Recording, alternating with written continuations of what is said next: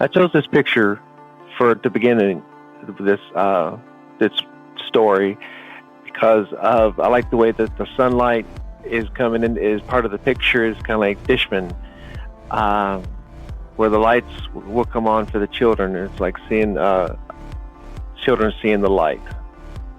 I learned a lot while I was a observing and working with the teacher at Dishman, and tried to take pictures that were had no students in it. So during the class, I took some pictures of the hallway. This is a picture of one side of the entrance to the foyer of the Dishman Elementary School. They take pride in trying to reach the children and to prepare the children for the next stage of their life. This is another picture of the foyer from the glass area on the right is the door into the library where a lot of conference meetings take place. And there are jars there for different activities that are where they're raising money for different activities that the school will take part in. You can see on the bulletin board where each class is recognized, and they're trying to. The one thing I didn't notice very much about the school is focus really on the children. They really focus on the children and trying to get them to learn. And there's a diverse community of children. You can see on the screen where there's some happy birthdays. They once again they take a lot of pride in trying to educate these children, and you can see it in the teachers' faces and the students' faces. As I said, this is New Dishman. New Dishman is a whole lot a whole lot bigger than the previous school. They have a whole lot more children, a whole lot more students than the previous school. The old school old Dishman is still being used, but I really like the way the thought process and everything goes behind New Dishman. Unlike old Dishman, New Dishman actually has 2 floors, more classrooms, more student engagement. As you can see, the school is very it's roomy. Classrooms are very big, as you'll see in some of the other pictures. And this is Miss White. She is my practicum supervisor. I guess that's what you call it.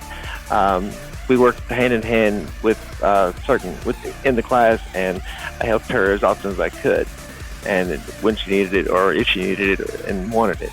So I enjoyed my learning from her. This is the hallway outside of her classroom.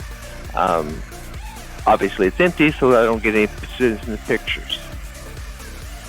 Every student has this is the computer room, a computer lab, and every student has their own computer. So, and as you can see in the next picture, there'll be a whiteboard where everything can be controlled, and it's everything is interactive and virtual. Can be. And you can see by the whiteboard, I used the whiteboard as we taught a Nearpod course together, and the students were really, really engaged and really excited, although they spent more time looking at the smartboard than they did their own computers. But we're dealing with our graders here, okay? This is just another picture from another section of the classroom. A lot of focus goes in on the children and and learning and teaching. This is really a great. I really enjoyed my time at Dishman. The door to the right goes into the library, and this is more just another part of the classroom.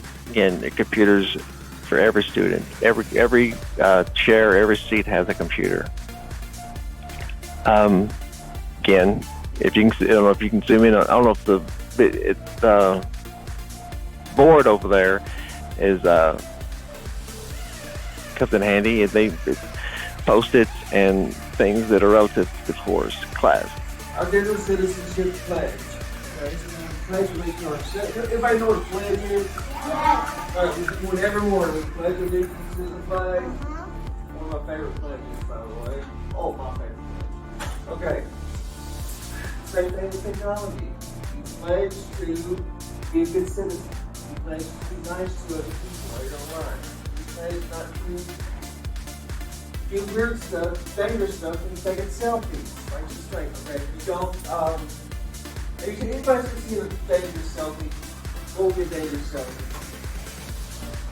Stand on the side of a ledge and doing this. Or go to the Grand Canyon and hang over the edge and doing this. Take it. Alright. What makes a strong online community? Suggestions? Any ideas what makes a strong online community? Yeah. Anybody else? Yes. Yes. All right. Did you have a question?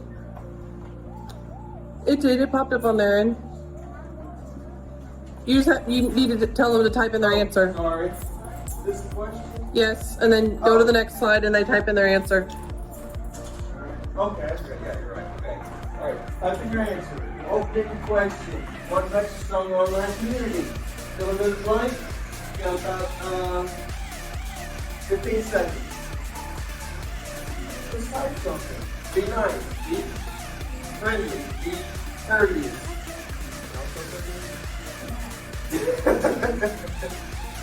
All right. 10, 9, 8, 7, 6, 5, 4, 3, 2, 1. Hit submit. What do we have written? Hit submit. 3, 2, 1. There we go. Define what a community is, both in person and online, and your objectives.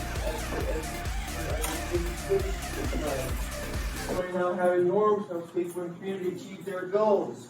If y'all have a desire and y'all have a goal to be friendly, to be nice to each other, that's the goal you will achieve. Create a pledge to adhere to shared norms for being an online community.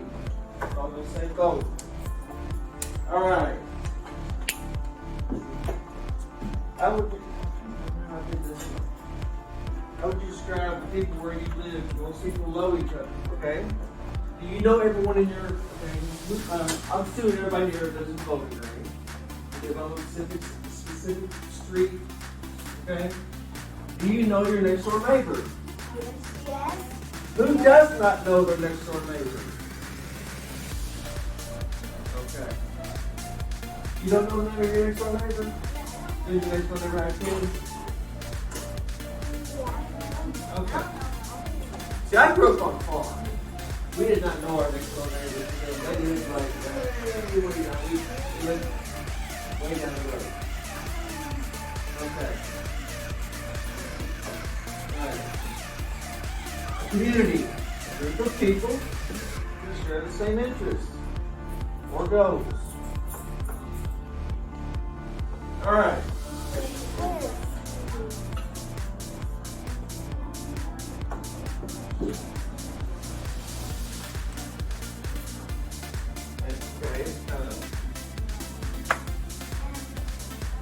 Okay. A group of people who share the same interests or goals is a community or an immunity. Pick an answer and then click submit. Or it won't pop up on the board. 3, 2, 1. Who knows what an immunity is? I don't know. I guarantee you they don't know what an immunity is. No. What classroom community would best reach everyone's shared goal of learning?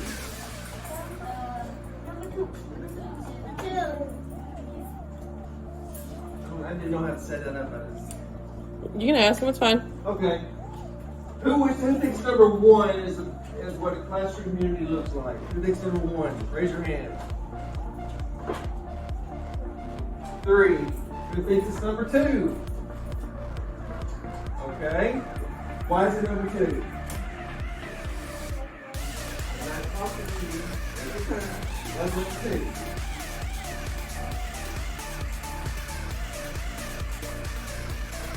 Look at the picture. Look at the picture. Why is it 2 better than 1?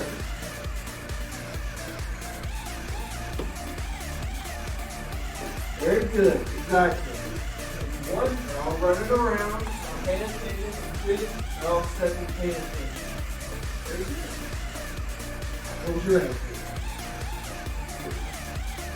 Bentley, what was your answer? Okay.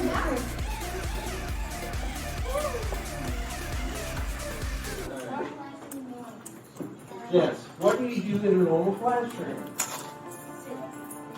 Okay.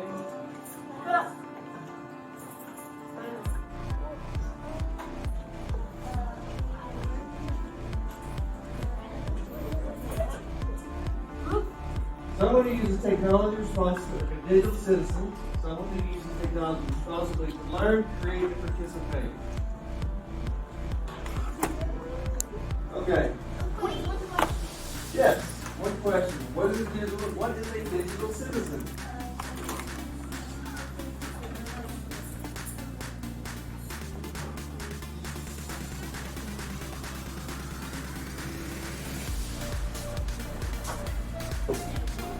All right. Give you 10 seconds. 9, 8, 7, 6, 5, 4, 3, 2, 1.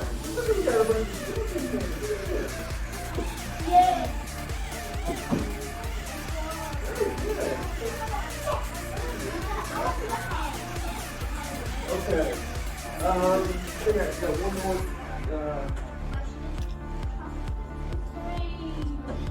I thought there was another fill in the blank, but I don't think it's we know the power of words and actions. Be nice to each other. The pledge is to be nice to each other. Don't post something online, like the video earlier said. Everything you do online can be seen by the whole world.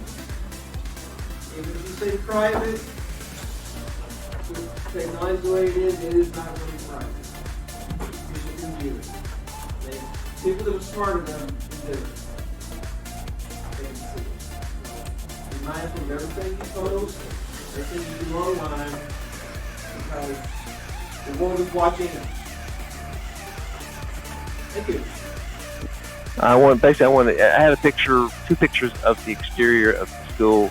The one is brighter, the other one is not as bright, but I wanted a picture of entering, one of leaving, kind of it's the way, just kind of like symbolic of the education system. It's like you go in, into the light, you come out having been learned